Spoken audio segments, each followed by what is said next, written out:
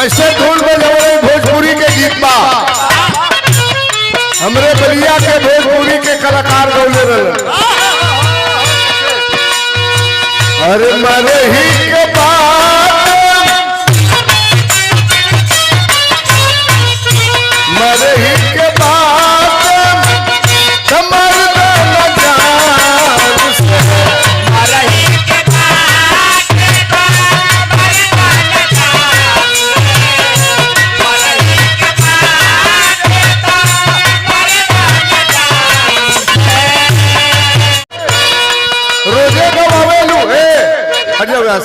बगल में बैठा अब साज बाज से हट के बैठा। भक्त कहता है अरे बीड़ा बजाओ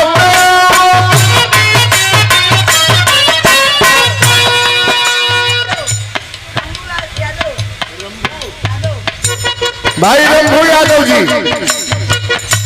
आपकी तरफ से 50 रुपए का पुरस्कार। भैया के बहुत बहुत नमस्कार, सबके नमस्कार प्रणाम। अरे बीड़ा बजाओ हंसवा उड़ाई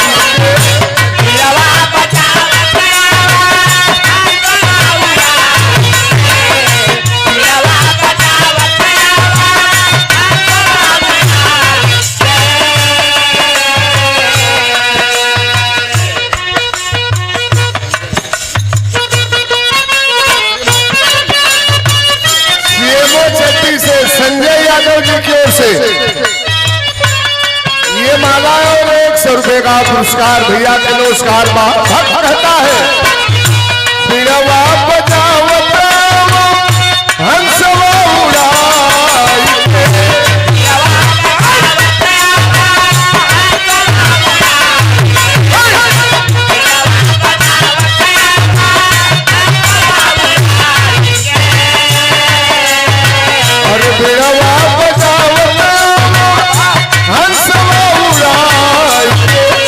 भारती भवानी बाजी रख ले हुआ भवानी बाजी रख ले हुआ।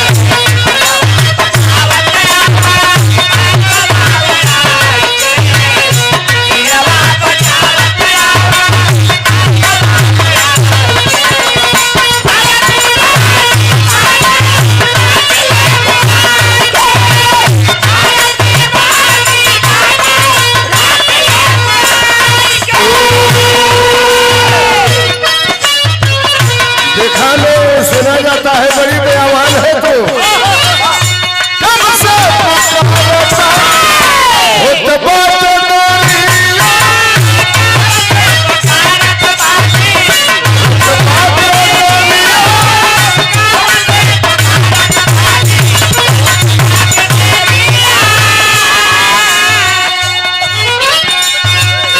कब से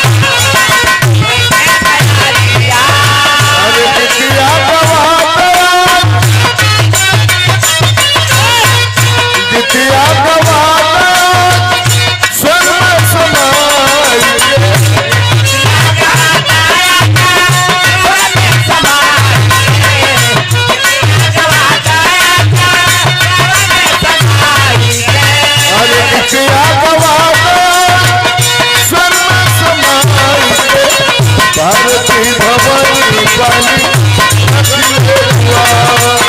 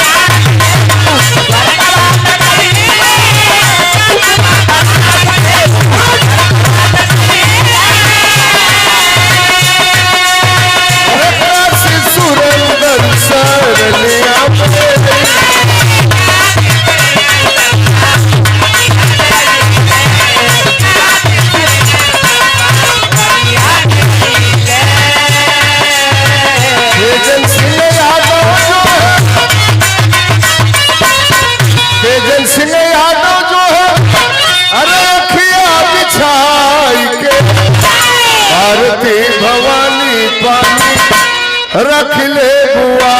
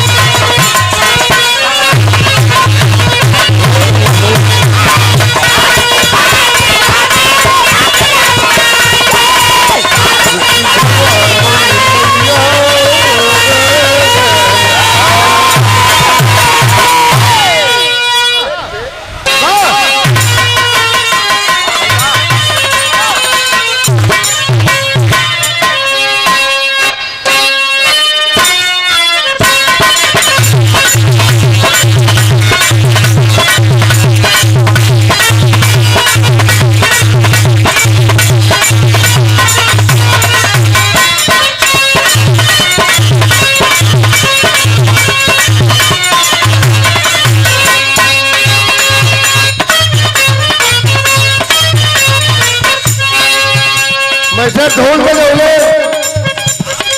बिहार में बहुत ढोल बा, लेकिन एक गीत के एगो लड़की गौले रहल मिलियन में कैसे चलल। हमके बड़ा पसंद लगल। एमे टिकुलिया सिंगरुआ आ कजरवा के बात ना बा। कौनो मेहरारू अपने मन से धू के बड़ाई करत बा।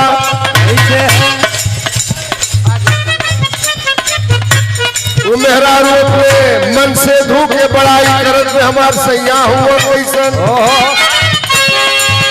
हम तक तोड़ गई हो सुनर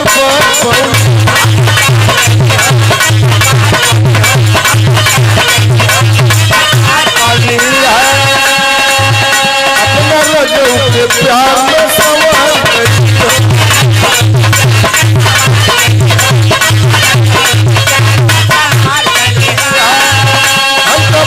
पौने हो सुंदर पर पौने हो अपना रजऊ के प्यार में सवार गई हो। एक खुशी रहे लगवा, एक खुशी रहे लगवा सखी पियवा दुलारे।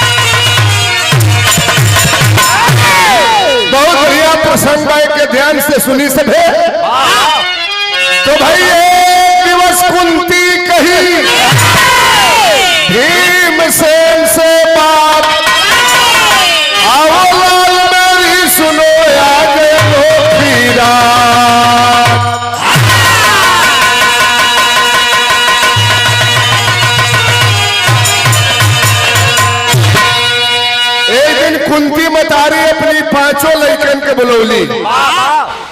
धर्मराज, अर्जुन, भीम, नकुल, सहदेव, दशमी के रात रहल बिहाने, एकादशी के रात, एकादशी के व्रत भगवान भोले शंकर के त्योहार। शाम के सबके खाना खियौली। अंतिम समय नंबर रहल भीमसेन के। भीम के नंबर रहल कुंती मावा। भीम के भोजन करावत तरी या समझावत तरी। यहाँ तरह तो बड़ी पुरान में मास्टर, बड़ी पुरानी फिल्म का गाना बा। फिल्म का नाम तो हम भुला गई है, लेकिन गाना एक याद बा। बड़ा मस्त गाना रहल। कौन गाना बा?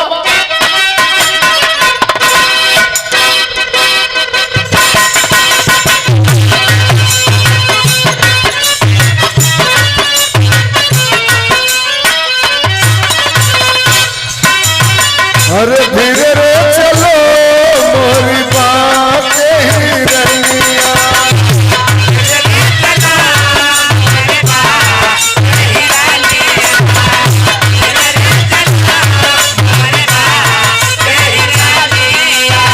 अरे कमरा न लचके, कमरा न लचके, धीरे रे चलो मोरी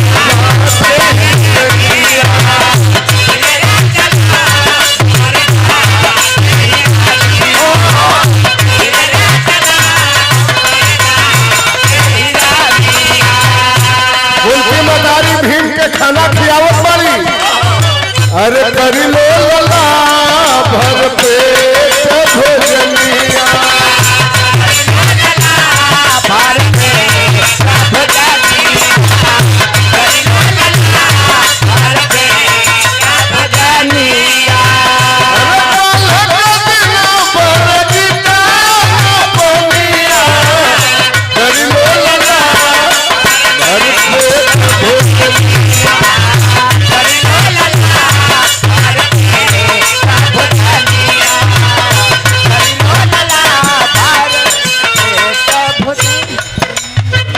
₹101।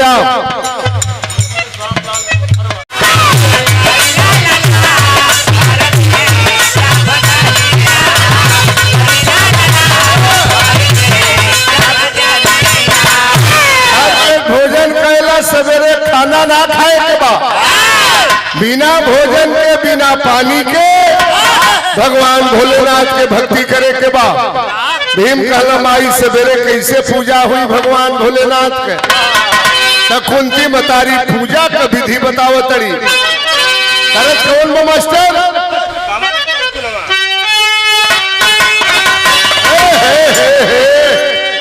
जमाना रहल स्वर्गीय रामदेव गुरु के, बुल्लू गुरु के, हीरा भगत के। वो जमाने में लोग गीत के गाँव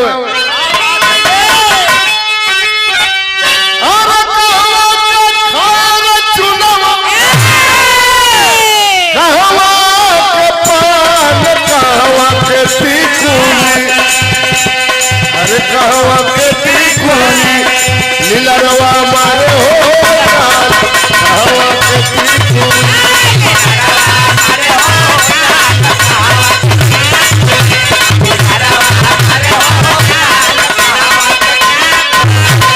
एक जवाब दे।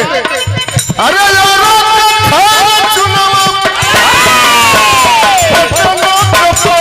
बनारस के टिकुली, अरे हुगुली के टिकुली लीलरवा मारे हो।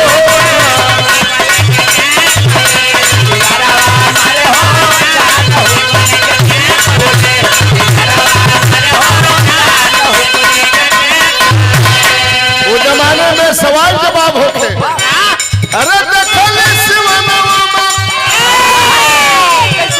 अरे जामल रहे रे तोर में मोर घुसेला, तोर में मोर घुसेला, हाथल जल रे तोर में मोर घुसेला, हाथल जल रे तोर में मोर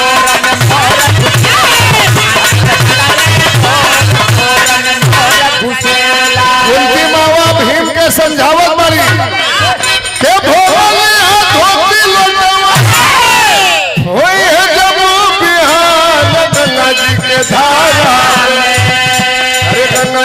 धारा में स्नानवा करहो जाय गंगा जी के धारा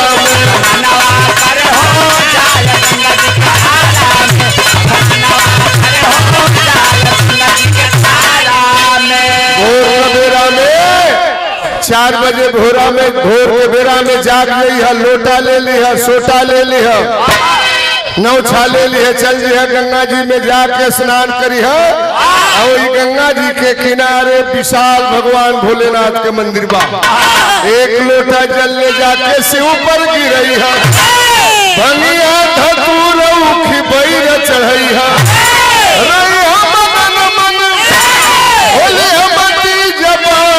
गंगा जी के धारा में, अरे गंगा जी के धारा में ये नवा धर हो जाए।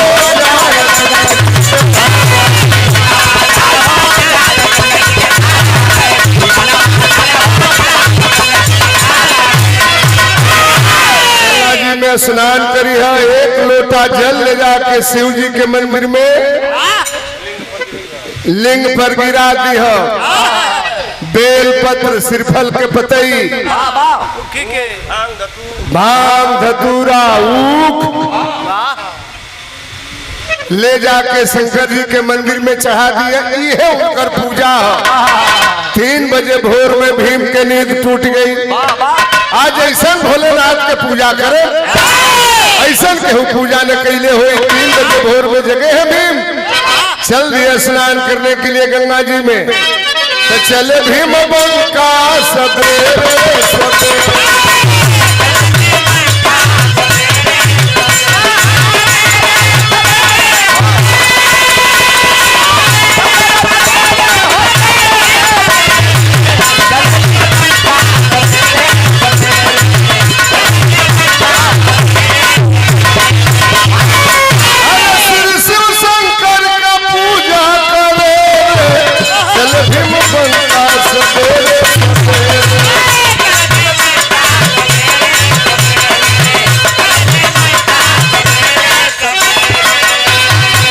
जाके गंगा जी में स्नान कैला, लोटा में जल लेहलन।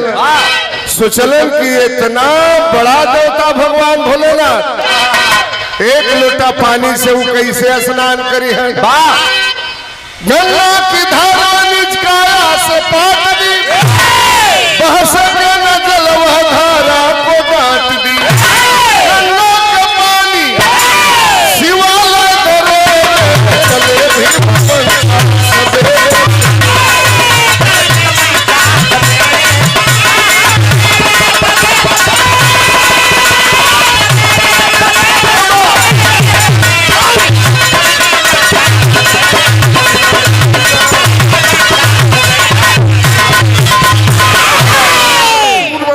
मंदिर में ढूक गई और आज भगवान भोलेनाथ बड़ा खुश भइल। बहुत भक्त हमार भक्ति कैले, लेकिन ये भक्त जवन हमार पूजा कैले बा, ऐसा पूजा कोनो भक्त नहीं कैले। अरे उपकारी भीम बीचे बनवा, गिरजा गाँव बोले शंकर जी से भगवान भोलेनाथ खुश भइलन।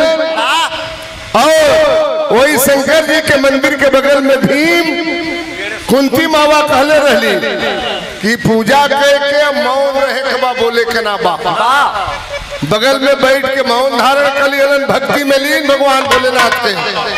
भगवान भोलेनाथ खुश हो गइलन, प्रकट भइलन और चल देला वरदान दे बदे। आज भक्त जौने वरदान मांगी वह वरदान दे।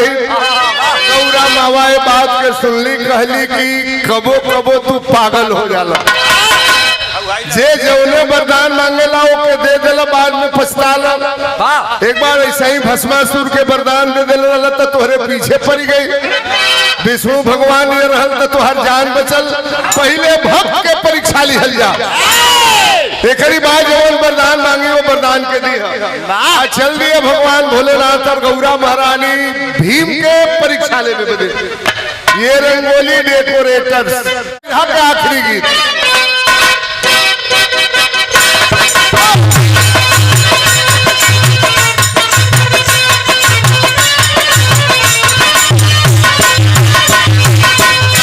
गीत के शारदा सिन्हा गौले रहली। अरे पटना से बहता बोलाएगा, अरे पटना से बहता बोलाएगा।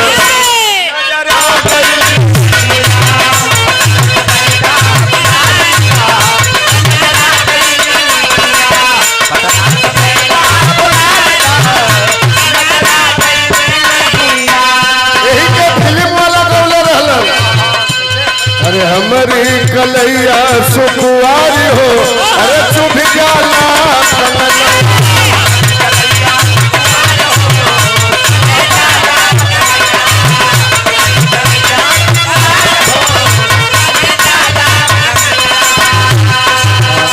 अरे गिरिजा बने धेनु गाय हो, अरे शिव से शिखरिया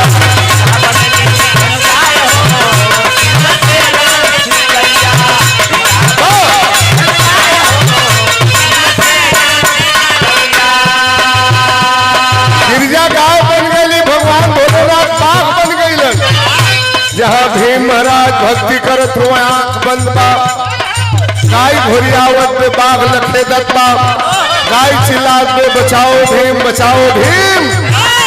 अरे गैया निकल दे भीम के घुमरिया,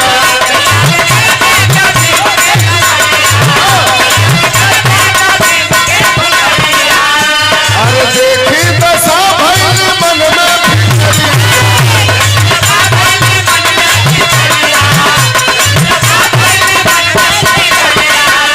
अरे बोले ले जाकर चढ़ाए हो, अरे हो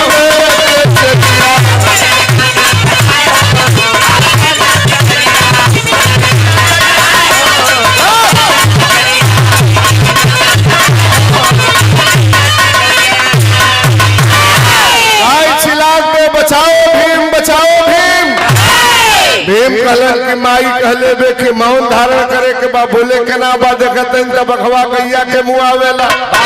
एके बेर आंख खोलना भीम, आप बाघ की गर्दन में हाथ लगौलो, आप पटक के छाती पर चढ़े बैठला, कहला बोला ना मारी के अबे तार खुरखो छूट जाओ।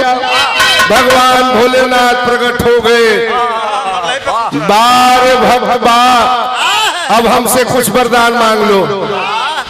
कहला भीम की माई कहले रहलू बात सही हो गई, कलच का वरदान देबो, तोहरे चरण के दर्शन मिल गई प्रभु। कहला नहीं, जब दर्शन देली तो कुछो वरदान मांग लो।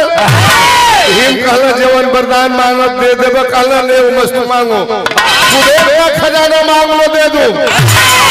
भीम कहलन की हो न चाहिए, लेकिन जवन वरदान मांगो देवे के परी। कहलन मस्त मांगो, क्या मांगना चाहते हो। बड़ा अटपटा भीम वरदान मंगलन। बिरहा के आखिरी लाइन बा, अरे दोहैया जो हो भंगी, दोहैया जो हो भंगी हेड़ भंगी, खारा होई के बोले भीम दोहैया जो हो।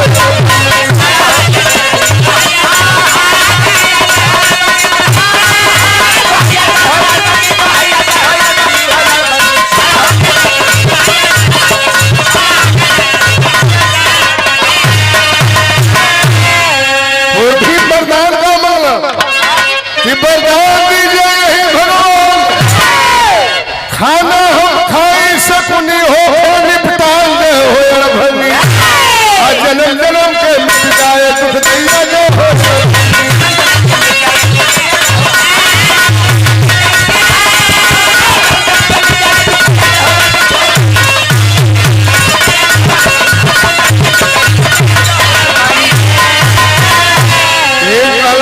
वरदान ये दे दो भगवान भोलेनाथ की, खाना हम खाई और निपटान करे सकुनी मामा।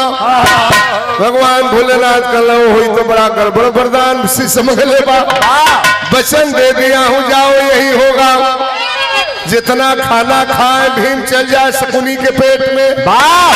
एक दिन भीम खिसिया के का कैले, एक दिन भीम खा गई लोहा, अरे सकुनी के बिगड़े लागल मोहा जो हो भंगी। सकुनी कहे कि आई हो दादा मैया जो हो।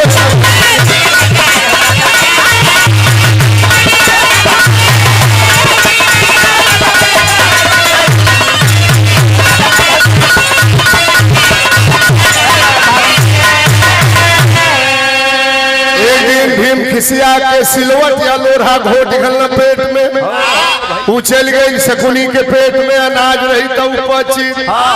शकुनी जब निपटान करे पहुंचल बा लोढ़ा वही में अड़स गई बा, केतनो निपटान करत बा काखत बा निकलते नहीं बा। निहुरल गई शकुनी ब्रह्मा विष्णु शंकर के पास में, अब हमार जान निकल जाई। भगवान भोलेनाथ जब देखला शकुनी मामा के लोढ़ा पीछे अड़सल बा, कलई बुझाता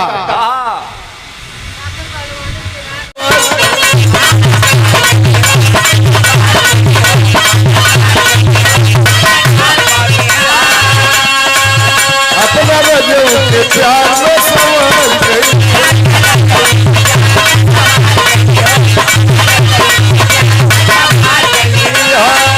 एक खुशी रहे लगवार, खुशी रहे लगवार सखी पियवा दुलारे, हाय हाय सखी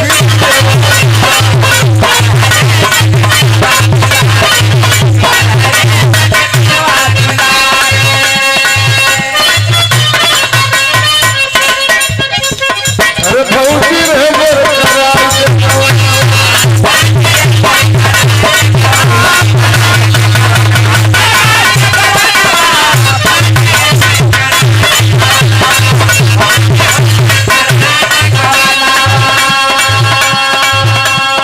आजकल बियाह होता सवेरे दुल्हन के विदाई हो जाता, वो भी जमाना हम लोगों ने देखा है। पहले के जमाना में बियाह होते करीबा 3 साल पर, 5 साल पर, 7 साल पर, 9 साल पर गौना होते।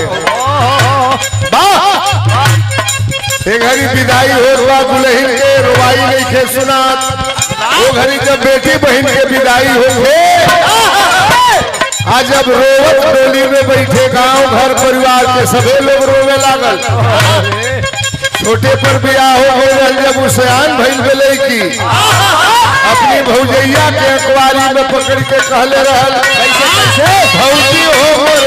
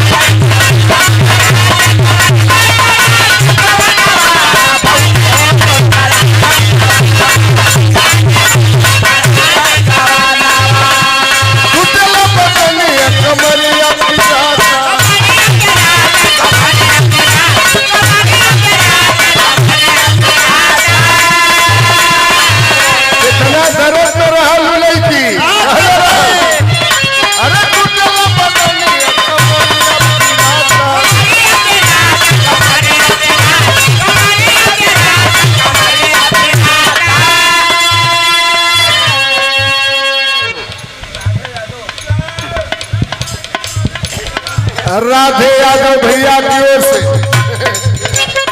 ये 100 रुपए का पुरस्कार, भैया के बहुत बहुत पुरस्कार बाय लाइन पर। टूटल बदनिया कमरिया पिराता,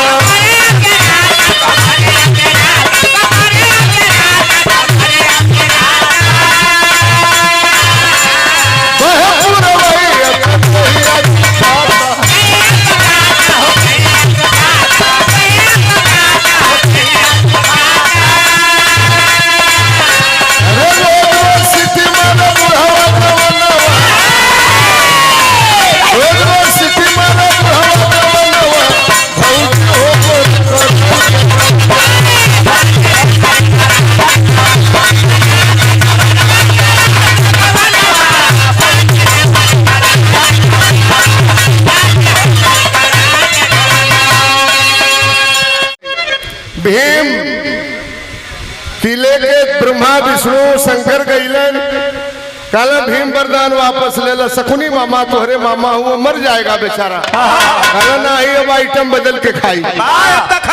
अब कहला कि अब हम ओखरिया मूसर खाई। इस शकुनी मामा महाभारत में बड़ा परेशान कैले, इनके हम जान ले। भगवान भोलेनाथ कहा कि ये मर जाएगा, वरदान वापस ले लो। कहना वरदान वापस लूंगा लेकिन एक शर्त पर। भीमसेन तब हुई एकादश गुरुदेव बतलाए, कहा कि हमरे नाम पर कुछ बने के चाहिए। प्रमाण मिलता है वेदों और पुराणों से।